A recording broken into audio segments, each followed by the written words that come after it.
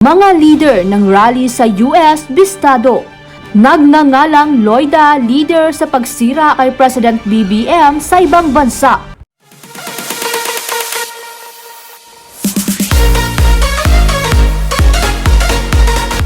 Bistado ang ilang grupo ng mga youth activists na nagsasagawa ng ilang lightning rally sa loob ng Asia Society sa New York, kung saan nakatakdang magsalita si Pangulong Ferdinand Bongbong Marcos Jr.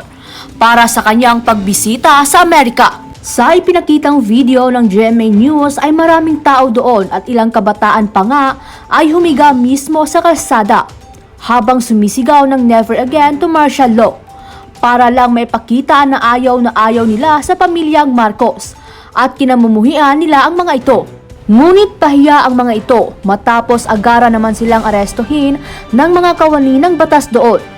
Mahigit na 400 nga ang mga naaresto tungkol sa naturang rally at nabisto pa nga ang mga ito na nanghihingi ng tulong sa social media para umano pang bail sa mga kasamahan nila na nakulong. Hindi pa nakontento ang grupo at pati na din Asia Society ay binatikos na din ng mga ito dahil sa pagbigay daw umano nito ng tsansa kay President BBM na magsalita. To speak before this esteemed organization that is the Asia Society. I of course commend your efforts in providing a platform for dialogue and action and building bridges towards a common vision, a better future for us all. A shared vision creates a commonality of interest that enables collective action. During the Philippine presidential election last May, I was given by our people a majority mandate to lead a country of close to 110 million people. This represents a shared vision of strength through unity. I called for unity throughout that campaign, and I am humbled that my call for unity resonated with my fellow countrymen and echoed their desire for a better future.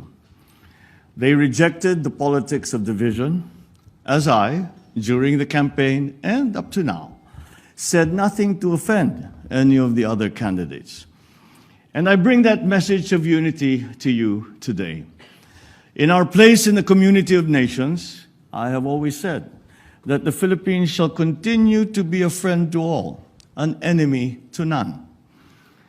I will reiterate what I said during the inauguration.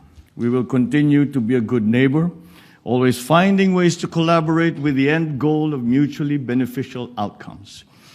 If we agree, we will cooperate and we will work together. If we differ, we will negotiate until we reach an agreement.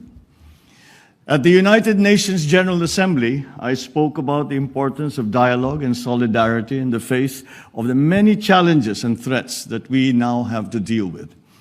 This means exerting every possible effort to transcend our differences and commit to end conflict. We are compelled to do this despite the increasing geopolitical tensions and aggressive strategic competition that is transforming the global landscape. The United States certainly plays an important leadership role in fostering an environment of stability and peace, not just globally, but certainly in our region. We appreciate the recognition by the United States of the strategic importance of the Indo-Pacific area and its long-standing alliance with the Philippines in this regard. The special relationship between our two countries is indisputable, founded on a long history of diplomatic relations and historical and cultural linkages that existed before that formal linkage, that formal partnership between the United States and the Philippines.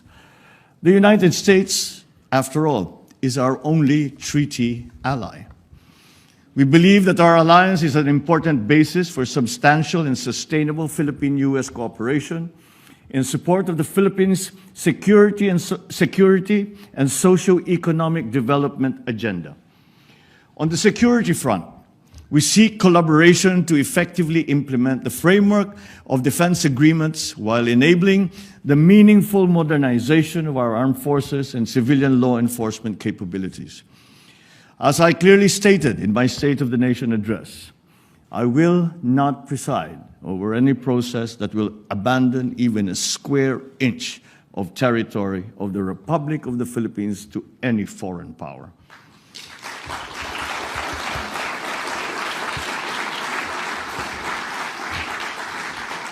We know that we can count on the United States to uphold the international law-based order, freedom of navigation and overflight, and the sustainable use and development of maritime resources.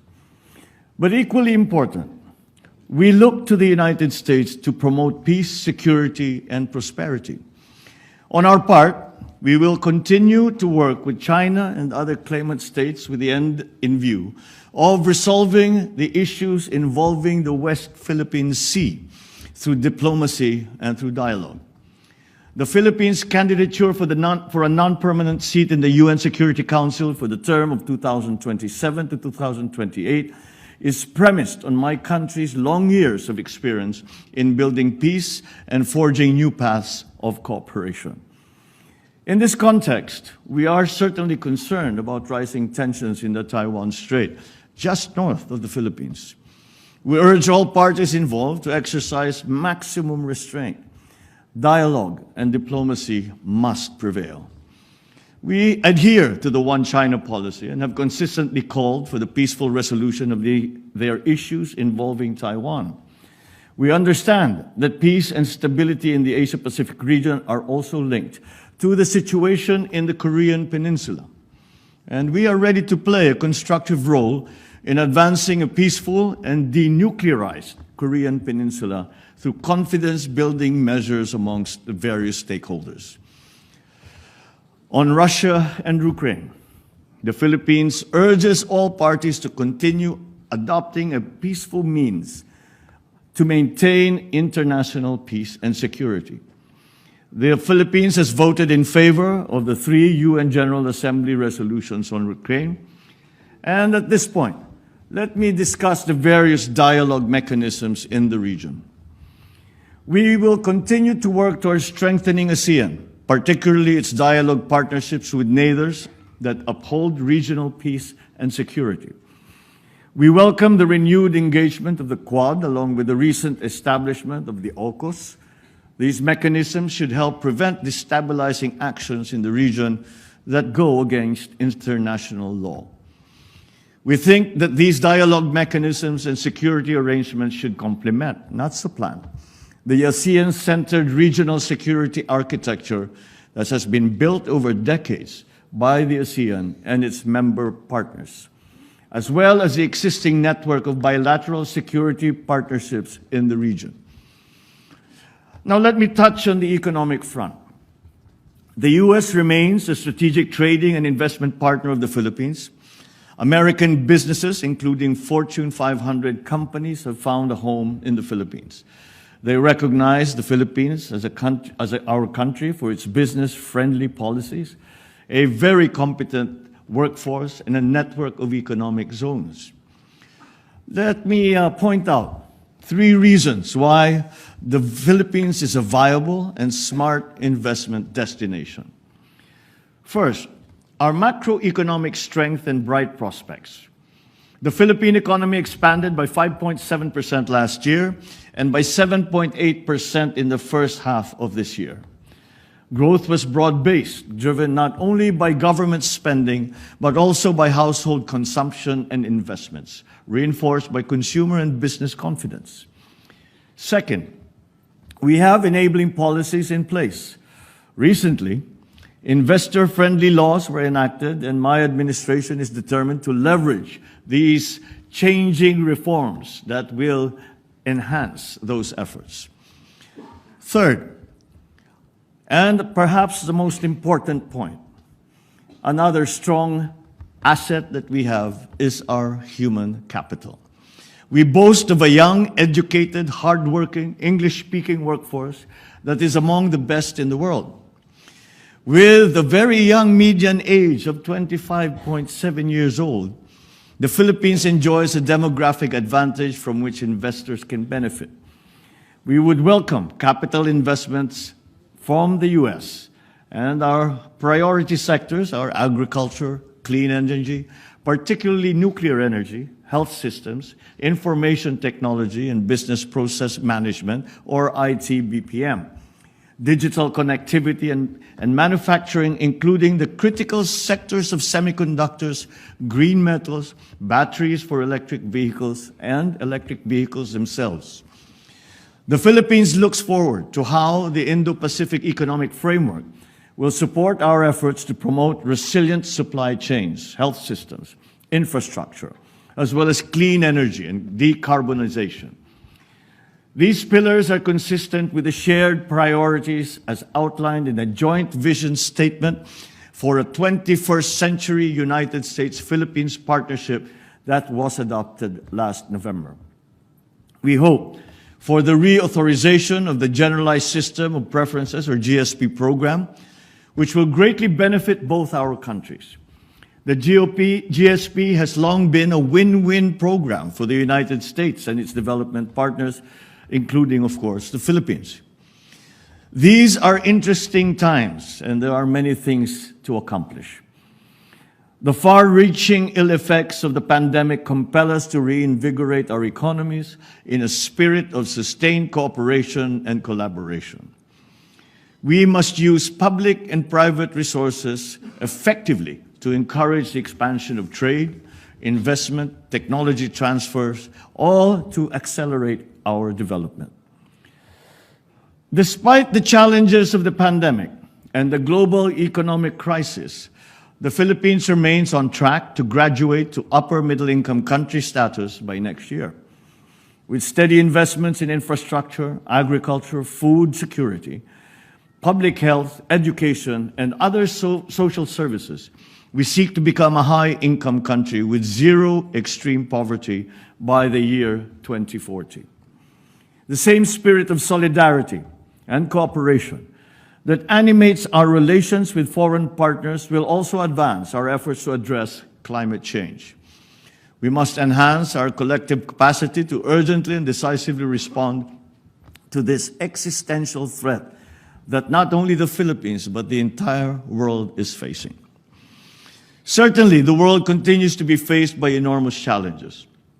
But I am confident in the future because I have 110 million reasons for being so. Such is my faith in the Filipino people and the relationship we hold with the United States and our other allies and partners and friends. With the continuing support of our only treaty ally, we know we can make a better future happen. Thank you and good afternoon.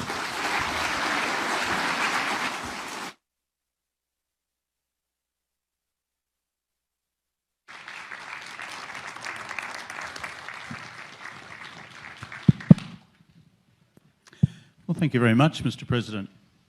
110 million people. Yes. That's, even for an Australian, I can work out that makes you the second most populous country in Southeast Asia. So Indonesians out there, Yes. Philippines next, with the great advantage, as you've just said, of having 110 million native English speakers. This is quite remarkable. So I'm really taken by the economic vision that you're putting forward for the country. In an earlier discussion today, you indicated there are some challenges still. The digitalisation of the economy has been slow. But in terms of the future, if you're looking at the digital economy, the renewable energy transformation, but also future secure supply chains, give us a sense of where you hope the country to be economically at the completion of this term. Well, to put it very simply, I've been asked what is the absolute end result that we are hoping to achieve. And it's very simple for me. No more, not one more hungry Filipino. And that is a very simple, it's a very simple aim. It's a very simple goal.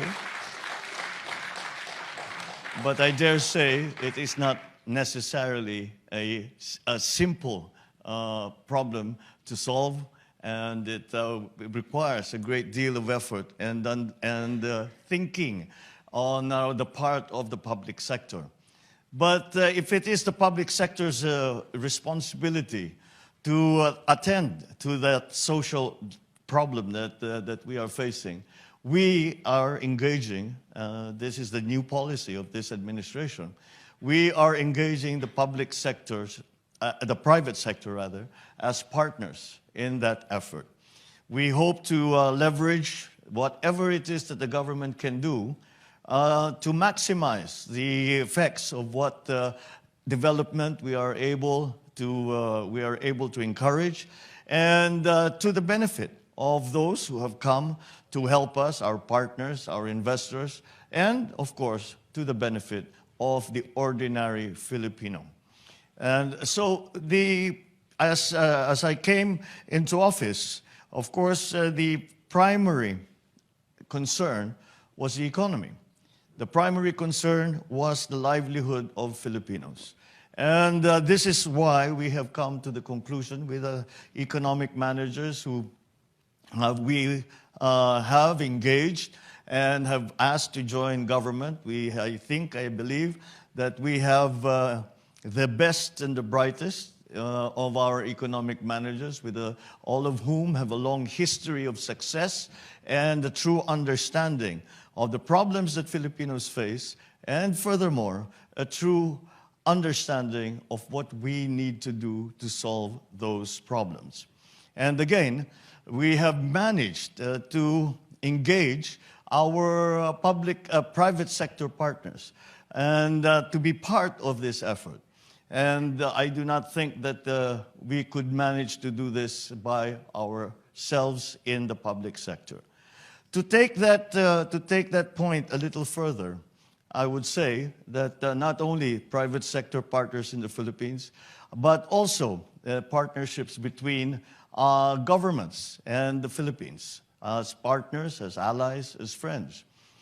As we all emerge from the pandemic and try to reinvigorate and transform our economy, I believe that the partnerships that we make between our friends and allies around the world are going to provide the stability that we are going to need as we face a new world and face the problems really that we have not faced before the pandemic, and we have not faced before, and we now have to find new solutions.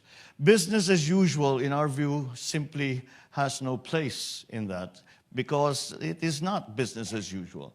The pandemic basically has changed everything. We live differently, we work differently, we study differently, our social contacts are done differently. And as you can imagine, this leads now to that process of digitalization that we all need to undertake if we are going to be part of the new global economy. And so many of these aspects of the economy we have tried to analyze it, and it is surprising, for me anyway, that when we sat down with the economic managers and we talked about industrialization, we talked about energy supply, we talked about digitalization, and at the root of it, at the heart of the problem, was our agricultural sector. You would think that the high-tech industries would be the ones that would hold the key, and they do in many ways. But all that we can do with the new industries still have to be founded on a very strong and reliable agricultural sector. The pandemic showed very clearly the weaknesses that Philippines has in terms of being able to provide a strategic food supply to our countrymen at a price that they can afford. And so that, for us, has been really the first step, is trying to improve the production of agricultural products.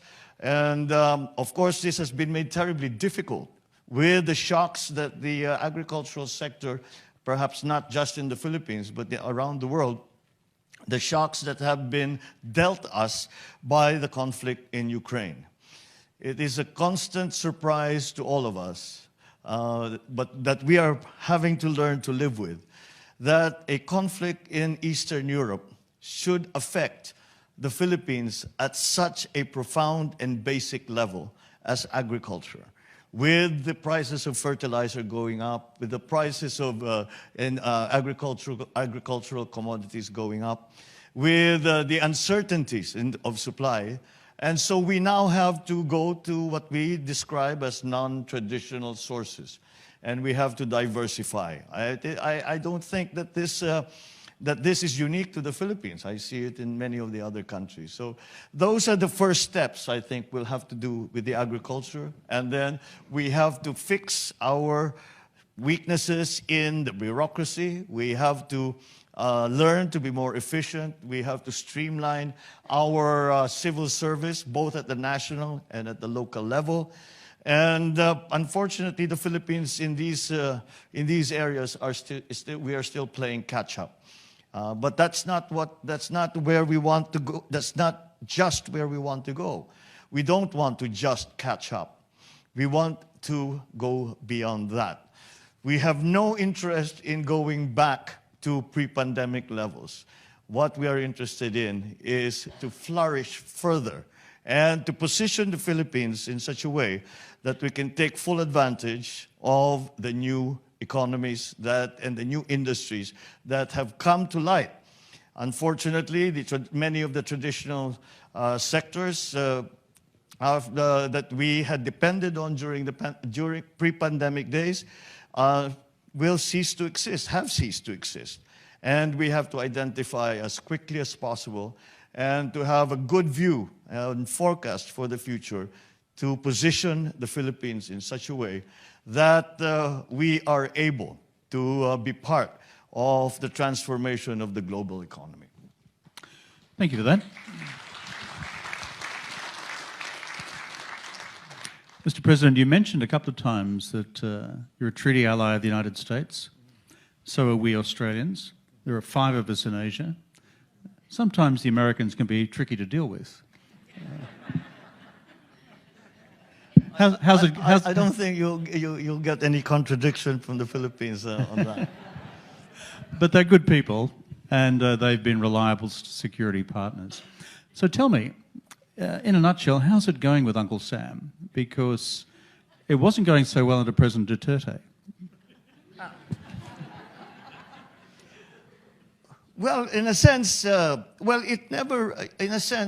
despite the fact that my predecessor, President Duterte, had a very different treatment of the relationship between the U.S. and the Philippines. The basic premise of the strong relationship that has been developed between the U.S. and the Philippines over more than 100 years, beyond the time that we had a formal diplomatic relationship, is recognized as being as strong as it has ever been, and that it is necessary, especially with the events of the past few weeks and months, maybe, where what has happened is that many times I had felt that in the past years there was a feeling that we had come to a kind of modus vivendi in our region.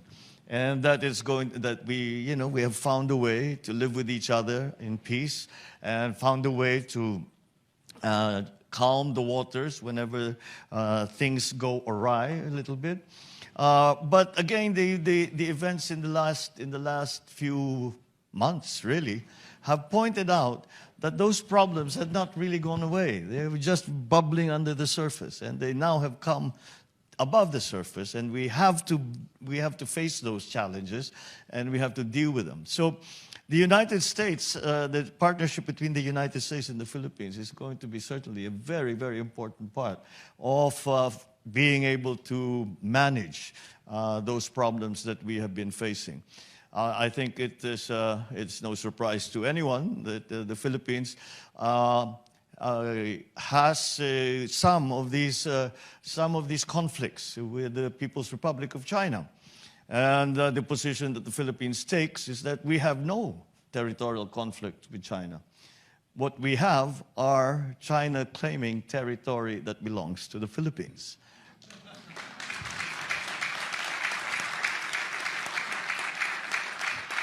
So this is the position we take, and with our American partners, we have promoted that position. We have also made it very clear to our friends in Beijing that this is the way we feel about it, and as a consequence of this challenge that we have, this diplomatic, this territorial challenge that we have. I'd like to point out that this is the first national election in the Philippines where foreign policy was an issue with the people. Generally speaking, in our experience, the foreign policy, the ordinary citizen, the ordinary voter, would say, well, foreign policy is not really our concern. Let the experts in government decide that. But when it happens that our fishermen are not allowed to continue with their livelihood, to fish in areas where they have fished for the last 30, 40 generations, then it becomes an issue right at the gut of our people. And that is where we find ourselves now.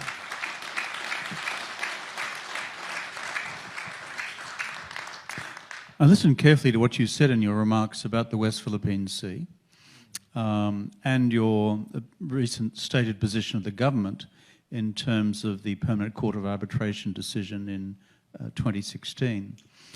So, given China's posture, which is in recent times usually not through grey-coloured vessels, that's warships, but through ships of other colours, sometimes Coast Guard vessels, and sometimes fishing fleets, and sometimes fishing fleets comprised of hundreds of vessels very close together. Looking ahead for the next couple of years, what would you ask our Chinese friends to do differently? Well, what we have tried, I mean, in my view, it is nobody wants to go to war. The one thing we need to avoid is a shooting war. And I have always said that the fundamental principle that guides our foreign policy is peace. We talk about the economy. We say that we are in crisis. There are many things that we need to do. We have good plans for it. We have we are very optimistic about the future. But all of these things will be for naught if there is conflict in the region. Australia is certainly a strong partner in all of these actuations that we have been trying to endorse. In the case of the Philippines, it's clear that militarily there is no comparison between the Philippines and China in terms of capability, in terms of strength, military strength, should it come to that. However, we believe that the strength that we can apply will be from the partnerships, once again, that we have with countries like Australia, with our ASEAN members, with the rest of our friends and allies. Para naman sa inyo, ano naman ang masasabi nyo tungkol dito? Magkomento lamang sa baba at huwag kalimutang mag-subscribe para updated ka sa mga maiinit na balita sa Pilipinas. Maraming salamat sa panonood!